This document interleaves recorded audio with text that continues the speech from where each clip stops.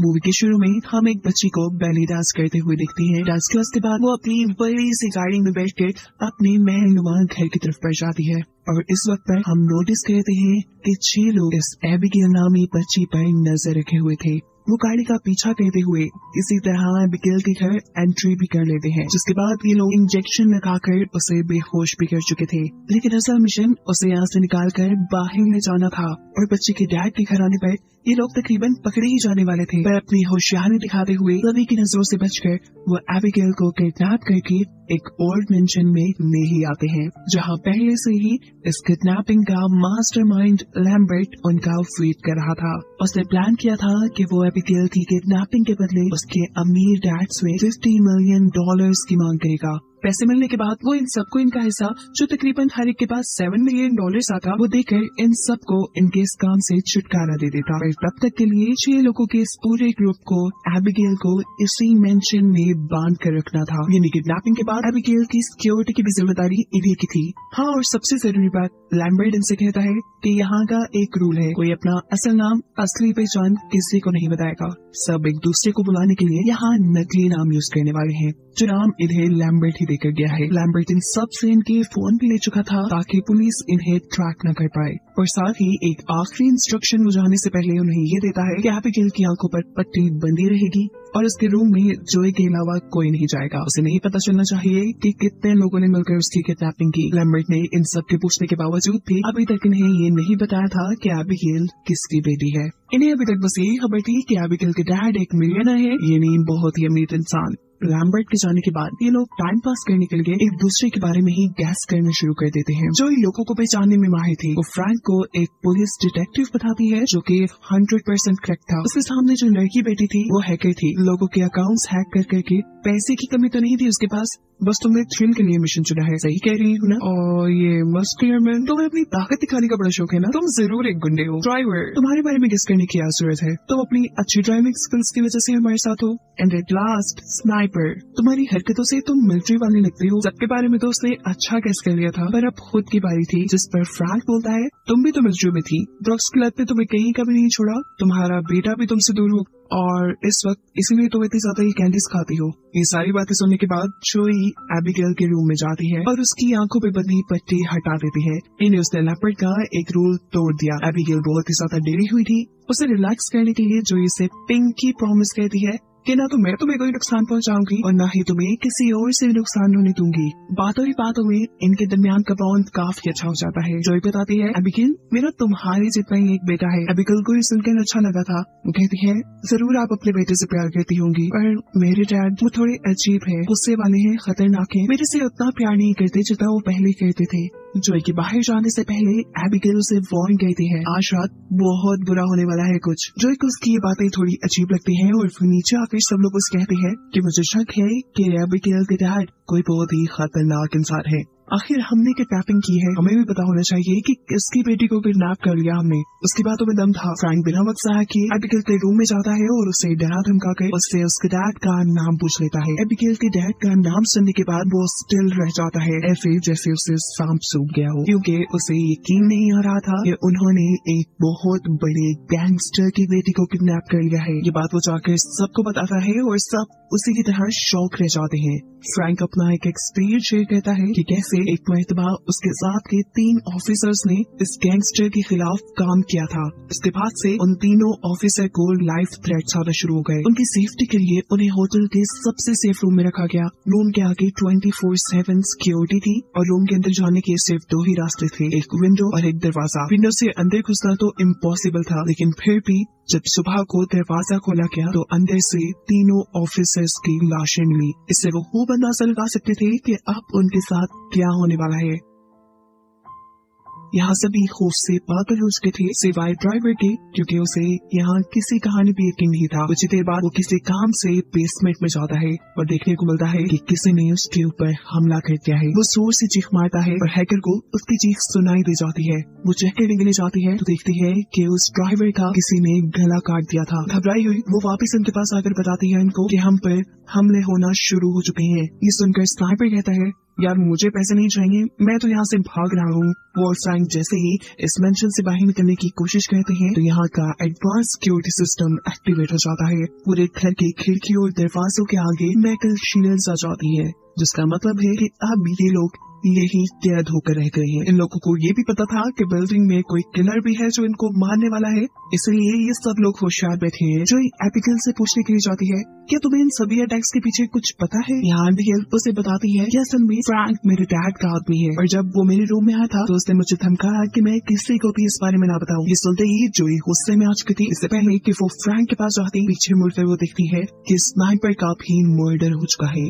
उसको इतनी बुरी तरीके से मारा गया था कि मानो उसका मुंह नोचा गया। जोई और भी ज्यादा डर गई। वो गन पॉइंट पे फ्रैंक को रख लेती है। फ्रैंक उसे समझाने की कोशिश करता है कि वो बच्ची हमारे साथ खेल खेल रही है, वो झूठ बोल रही है, लेकिन जोई इसकी बात पे यकीन करने वाली नहीं थी। इसी चीज के ऊपर लड़ते लड़ते कब एबिगेल के कमरे के सामने आ गए इन्हें पता नहीं चला। एबिगेल इन्हें लड़ता हुआ दिख रही थी और साथ साथ अपने हाथों से हथकड़ियां उतार रही थी, और अगले ही सेकंड वो एक भयानक वैम्पायर में बदल चुकी थी। उसे देखकर ये लोग डर जाते हैं। फ्रैंक उसे गोली मारता है, लेकिन एबिगेल अपने आप को कुछ ही देर में हील कर लेती है। ये देखकर सब डर गए। बाहर आकर जल्दी से वो उसे उसके कमरे में लॉक कर देते हैं। एबिगेल को देखकर इन्हें काफी सारी मिस्ट्री समझ आ चुकी थी कि सिर्फ एबिगेल ही नहीं, उसके डैड भी एक वैम्पायर है, इसलिए सब उससे डर कर रहते हैं। और अभी तक जितनी भी किलिंग्स यहाँ हुई है वो सब के सब एबिगेल करती है। इन्हें अगर जिंदा रहना था तो इन्हें एबिगेल को मारना था। कोई गार्लिक पकड़ लेता है तो कोई लकड़ी से शार्प एज वाले वेपन्स बनाता है इस वैम्पायर यानी एबिगेल को मारने के लिए। लेकिन जोई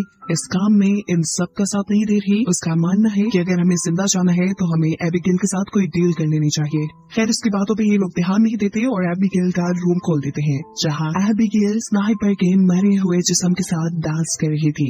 ये लोग पीछे से एबिगेल के ऊपर हमला करते हैं, लेकिन एबिगेल खुद ही इनके ऊपर भारी पड़ जाते हैं। गार्लिक और क्रॉस का तो उसके ऊपर कोई असर ही नहीं पड़ता। मुश्किलों से ही ये अपनी जान बचाकर एबिगेल के रूम से भागकर बाहर आते हैं। जो इन्हें मशवरा देती है कि हमें एबिगेल के ऊपर बेहोश करने वाला इंजेक्शन यूज करना चाहिए। पहले भी वो उसी से बेहोश हुई थी। उसका आइडिया अच्छा था, सब उसके ऊपर वर्क करना शुरू करते हैं, लेकिन एबिगेल का उनके हाथ में आना इतना आसान नहीं था। एबिगेल अभी भी सबके ऊपर भारी पड़ रही थी, लेकिन उनके ग्रुप का वो गुंडा मुश्किल से ही सही लेकिन पीछे से एबिगेल को पकड़ने में कामयाब हो जाता है और वक्त रहते ही जोई उसे बेहोश होने वाला इंजेक्शन दे देती है। इस सारी हाथापाई के अंदर एबिगेल यहाँ की एक साथी के हाथ पे काट भी गई थी। सबको डर था कि कहीं वो लड़की भी एक वैम्पायर न बन जाए। खैर दिखाया जाता है कि एबिगेल को जब होश आया तो उसने अपने आप को जेल में पाया। ये लोग एबिगेल से बात करते हैं और उससे पूछते हैं कि आखिर तुम चाहते क्या हो, और यहाँ इन्हें सबसे खतरनाक हकीकत ये पता चलती है कि असल में इन्होंने एबिगेल को नहीं बल्कि एबिगेल ने इन्हें किडनैप किया है। ये सब एबिगेल की ये प्लानिंग थी और लैम्बर्ट एबिगेल के लिए काम करता था। देखने में चाहे एबिगेल एक छोटी सी बच्ची है, लेकिन वो इस दुनिया में 100 सालों से रह रही है। वो इन सबसे कहती है कि तुम लोग यहाँ इसलिए हो कि तुम लोगों ने किसी न किसी तरीके से मेरे डैड को नुकसान पहुँचाया है, जिसमें से हैकिंग ने एबिगेल के डैड के अकाउंट्स को हैक करके उनके मिलियंस ऑफ डॉलर्स चुरा लिए थे। फ्रैंक ने उसके डैड के खिलाफ इन्वेस्टिगेशन की थी। जोई जो कि एक मिलिट्री डॉक्टर थी, उसने ड्रग्स के नशे में एबिगेल के डैड के साथी का गलत ऑपरेशन कर दिया था, जिससे उसके डैड को बहुत नुकसान हुआ। उसकी बातें सुनकर जोई से कहते हैं, मैं ये बात जानती हूँ कि तुम्हारे डैड अब तुमसे प्यार नहीं करते। तुम उनके लिए जो कुछ भी कर लो, जितने भी जतन कर लो, वो अब तुम्हारी तरफ देखेंगे भी नहीं। इन बातों के बाद ये सब लोग यहाँ से बाहर जाने का डिसाइड करते हैं। यहाँ से बाहर निकलने के लिए उन्हें बाहर का रास्ता भी ढूंढना था। ढूंढने का काम बाकी तीनों लोग गए और फ्रैंक को ये एबिगेल पर नजर रखने का काम देते हैं। इन सब के यहाँ से जाने के बाद एबिगेल फ्रैंक के साथ एक डील करती है। वो उसे कहते हैं कि तुम मुझे यहाँ से निकाल दो, मैं तुम्हें जिंदा छोड़ दूंगी और बाकी सबको खा जाऊंगी। बातों की बातों में फ्रैंक उससे इस बिल्डिंग से निकलने का रास्ता भी पूछ लेता है। एबिगेल बताती है कि इस बिल्डिंग की लाइब्रेरी में एक बुक है जिसको प्रेस करने पे यहाँ के सारे सिक्योरिटी सिस्टम डीएक्टिवेट हो जाएंगे। ये सुनने के बाद फ्रैंक एबिगेल से की हुई उसकी डील तोड़ देता है और अपने बाकी साथियों को यहाँ से निकलने का रास्ता बताने के लिए जाता है, लेकिन उसे धोखा देते देख गुस्से में एबिगेल अपना पिंजरा तोड़कर बाहर निकल आती है और उसके ऊपर हमला कर देती है। वो फ्रैंक को यहाँ पे मारने ही वाली थी, लेकिन सही टाइम पे जोई आके एक हैमर से यहाँ की एक विंडो तोड़ देती है। सुबह हो चुकी थी और विंडो से आने वाली तेज सनलाइट एबिगेल के हाथ को किसी बम की तरह फाड़ देती है। एबिगेल अपने आप को दोबारा से ठीक करने के लिए यहाँ से एक अंधेरी जगह में जाकर छुप जाती है और फिर वक्त के लिए ये लोग एबिगेल से छूट चुके थे, क्योंकि इस टाइम जहाँ पर वो थे वहाँ पे सनलाइट आ रही थी। लेकिन कितना भी वक्त वो यहाँ रहते, रात तो होने ही थी, एबिगेल से इनका सामना जरूर होना था। इन लोगों को यहाँ से बाहर निकलने का रास्ता ढूंढना ही था। ये लोग दो के ग्रुप में डिवाइड होकर जब यहाँ से बाहर निकलने का रास्ता ढूंढने की कोशिश करते हैं, तब एबिगेल उस लड़की का माइंड कंट्रोल करने लग जाती है जिसे उसने काटा था। अपनी पावर से एबिगेल इस लड़की को वैम्पायर बना देती है और सबसे पहले उसके अपने ही साथी को मारने का हुक्म देती है। उसके कहने पे ये लड़की ये काम कर भी चुकी थी, ये भी अपने उस पार्टनर को मार भी चुकी थी। जोई जो दूर खड़ी है सब कुछ देख रही थी इससे पहले कि वो जोई को आकर मारती। जोई एक मिरर के जरिए इस लड़की के ऊपर सनलाइट रिफ्लेक्ट करती है, क्योंकि अब वो लड़की वैम्पायर बन चुकी थी। इसी वजह से वो सनलाइट के लगते ही एक बॉम्ब की तरह फटकर खत्म हो जाती है। सभी यहाँ पर मारे जा चुके थे, जो बचे थे वो था सिर्फ फ्रैंक और जोई। फ्रैंक यहाँ पे लाइब्रेरी में जाता है और एबिगेल की बताई हुई किताब से एक दरवाजा खुलने में उसको मदद मिलती है। अंदर एक कंट्रोल रूम था जहाँ पे इन्हें लैम्बर्ट बैठा दिखाई दे जाता है। फ्रैंक बिना वक्त जाए के लैम्बर्ट को शूट कर देता है, लेकिन लैम्बर्ट खुद ब खुद उससे हील हो गया। यानी लैम्बर्ट भी एक वैम्पायर है। वो फ्रैंक को बताता है कि आज से 2 साल पहले उसे वैम्पायर में बदल दिया गया था और उसके बाद से वो एबिगेल के लिए ये काम कर रहा है। वो हर ऐसे आदमी को एबिगेल के लिए पकड़ के लाता है जिसने एबिगेल के डैड का किसी तरह से नुकसान किया हो, जिसके बाद एबिगेल इसी मेंशन के अंदर लोगों को मैनिपुलेट करके इमोशनली उनके साथ खेल के उन्हें मारकर अपने आप को सेटिस्फाई करती है। अब लैम्बर्ट भी एबिगेल के लिए नौकरों जैसा काम करते करते थक चुका था। वो एबिगेल से छुटकारे के लिए फ्रैंक का साथ चाहता था। फ्रैंक का साथ उसे कुछ इस तरह चाहिए था कि वो सबसे पहले फ्रैंक को मारकर उसे एक वैम्पायर में कन्वर्ट कर देता। उसके बाद ये दोनों मिलकर एबिगेल को मारते।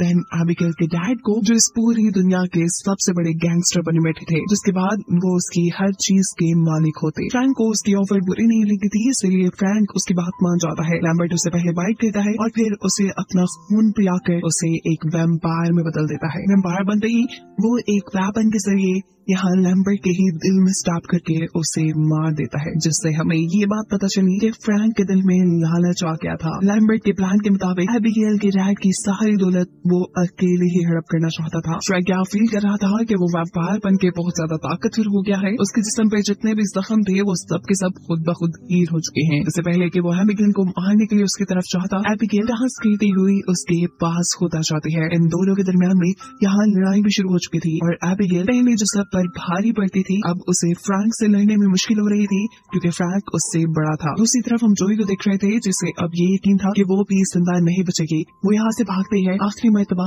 अपने बेटे को कॉल करने के लिए। वो अभी फोन ही कर रही थी कि यहाँ पीछे से उसके ऊपर फ्रैंक हमला कर देता है। वो उसे मारता है, टॉर्चर करता है, लेकिन उसे खाता नहीं। उसके दांत काटने की वजह से हम देखते हैं कि यहाँ पे जोई भी एक वैम्पायर बच गई है। इतनी देर में यहाँ एबिगेल भी आ जाती है, जो जोई को वैम्पायर बनता देखकर उसके साथ डील कर लेती है फ्रैंक को मारने के लिए। बिल्कुल ऐसे ही जैसे फ्रैंक ने एबिगेल को मारने के लिए लैम्बर्ट से डील की थी। लेकिन कहानी में ट्विस्ट ये था क्योंकि जोई फ्रैंक के काटने से वैम्पायर बनी थी, इसलिए फ्रैंक उसे कंट्रोल कर सकता था। वो यहाँ उसे कंट्रोल करके एबिगेल को मारने का हुक्म देता है। जोई उसकी तरफ बढ़ती भी है, लेकिन फिर एकदम से मुड़कर वो एक वेपन के जरिए फ्रैंक के ऊपर ही चढ़कर उसके दिल पे स्टैब करके उसे मार देती है। फ्रैंक भी पहले वैम्पायर्स की तरह फट कर मारा गया था और अब जो जिंदा थे वो एबिगेल और जोई।